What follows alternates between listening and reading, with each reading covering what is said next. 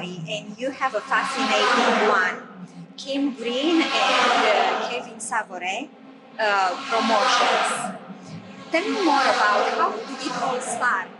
How it all started? Yes. Yeah, it's a long story. I don't know if you have that much time, but Kim and I have been together since literally 1994, so a long time, and we worked together in racing. And I kind of came from the business side. I was actually a partner in a CPA firm, and of course, Kim Green was one of the most recognized mechanics, team managers, and then eventually myself, Kim Green, and Michael Andretti bought out Team Green and became Andretti Green Racing and went on to win Indy 500s, IndyCar Championships, the 12 Hours of Sebring, raced in A1 GP, and actually started this race in 2004. So quite a history.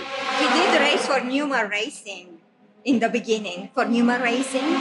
So Michael Andretti was part of Newman Haas Racing, and of course was one of the winningest drivers of all time. And of course his father's literally a walking legend. So Mario's always been so kind to us throughout all those years. And again, motor racing is such a small family, really. It's a pretty small fraternity, and you know, again, a lot of families in it together.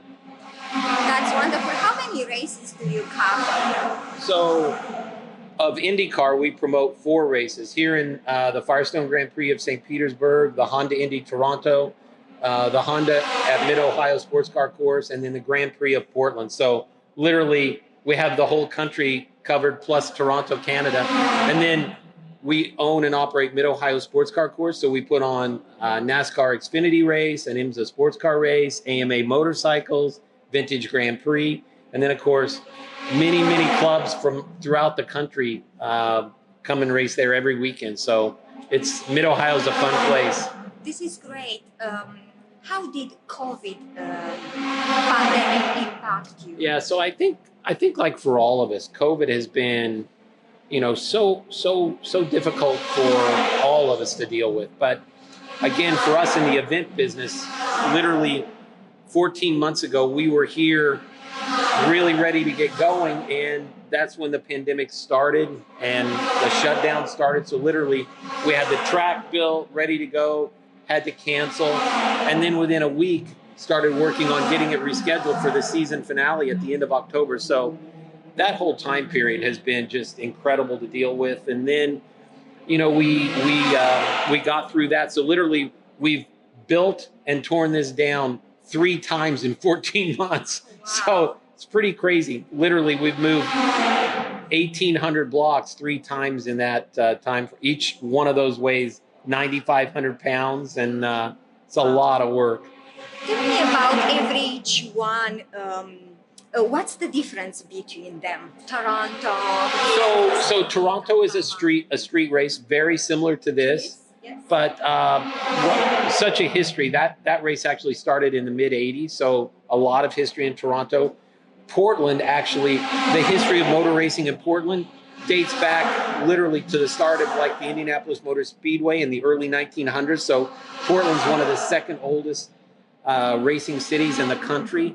And then Mid-Ohio was built, that sports car course was built in 1962, and Kim Green and myself are the 3rd family of owners of that facility. Les Griebling built the track, and then the Truman family owned and operated it from the mid-'80s until 2010, and then Kim and I started in 2011. So again, we're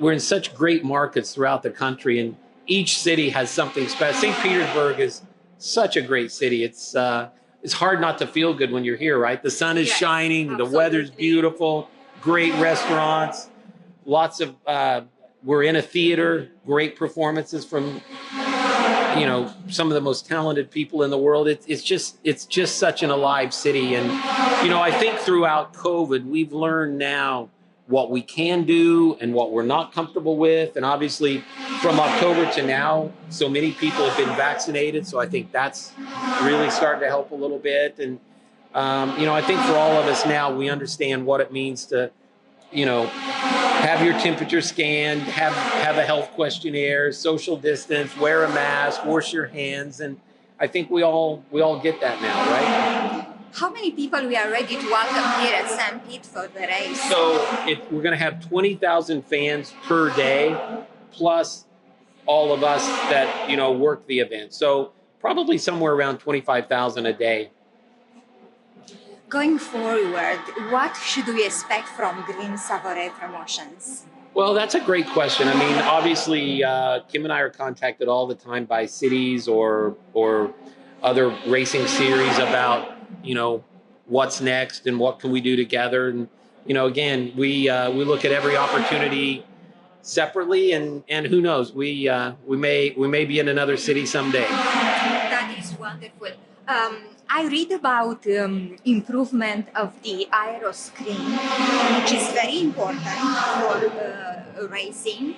And Hyundai and Chevy will come with a hybrid engine next year. So I think the hybrid engine is really 2 years away. I think, and of course, I think that's what IndyCar racing and racing in general has always been about. Whether it's literally 100 years ago when the rear view mirror was developed. Think about a car today without a rear view mirror. That's where it started. And then a seat belt and, that technology, all of the telematics that are in cars that, you look down at your dash and it tells you your fuel mileage or your tire pressure. All that came from racing. And I think whether it's Honda, Chevrolet, all those manufacturers use racing because it's such a brutal environment that if it works here, they know it will work in their cars and trucks that they put out on the road. And they also use it for their engineers because they've always felt like you have to meet the green flag, and that's the one way to know you're going to go racing at that particular time. And so again, I think racing's always been a testing ground for passenger cars and trucks, and I'm sure it's going to continue to be that out into the future, even with the technology for the hybrid engines, and then someday I'm sure all electric. They are actually Indy cars. They are looking into Grosjean accident. When he was with Formula One, he had a bad accident. Yeah. That was horrible. And the time it took to Grosjean to actually extract himself from the car. Yeah. So they are looking into that to improve the aero screen, which is amazing, isn't it? Yeah, I mean, again, I think the safety that goes into these cars, and that we've got a replica Indy car out in front, and the technology of everything around it to keep the drivers safe. And I think there was a story out of the Alabama race last weekend that a piece of a tire went over Ryan Hunter-Reay's head, and who knows what the outcome of that had not been had they not had the halo around him now. So again, I think that's what racing is about, is to try to make it a great, safe environment for the competitors. And, we learn every day. Speaking of Grosjean, he's a rookie here. Yeah. Yes. He's not a rookie. No, not at all. especially at a track like this, Yes. he will be very fast. And, again, I think, How is he? again, I don't know him personally yet. I'm sure I'll meet him at some point over the weekend. But again, IndyCar right now is so close. So many very talented race car drivers, Yes, and I wanted to ask you the about field is so 24 cars spread over a very, very narrow margin, and just the slightest mistake, and they're also competitive. They know each other. They know what to expect, and I think that's what makes the race so exciting. So Sunday is going to be incredible. What is your favorite? I have lots of favorite drivers, and again, they all have their kind of unique personalities, and it's fun to see that come out, whether it's in media interviews or when they're driving or when they're just running around the paddock. And so again, they're all a favorite. Which driver do you meet often? So I actually run into a lot of them. Like last night, there was a track walk where the drivers go around, look at the track to see what changes have happened since last October. Looking for, is this bump here or did it move a little bit? And they're all trying to find that just little bit of an advantage. And they all kind of stop or wave or talk or whatever. So again, as I said earlier, it's a pretty small family that's in this business, and all of us respect each other for everything that we do to make these races happen. And again, I think that's what makes it so special. Where's Kim?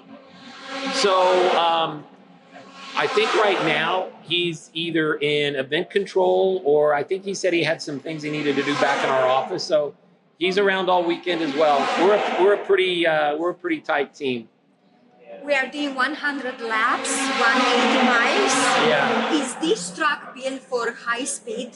It really is. I mean, again, because some of people said street racing, it's difficult and it's not for very fast cars. Yeah. It presents so some, again, I think the drivers are all so talented. They know what the limit of the car is, and the technology in the cars is so good, whether it's the shock absorbers or dampers, the springs, the Firestone tires themselves, the different compounds of the tires. Again, they know their limits. They know where to go, and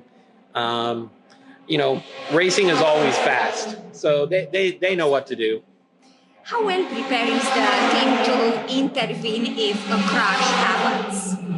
I'm sorry, say again? How well prepared is the team to intervene when a crash happens? So IndyCar's always been one of the leaders in safety with their different safety units, and again, the dispatch from race control is instantaneous.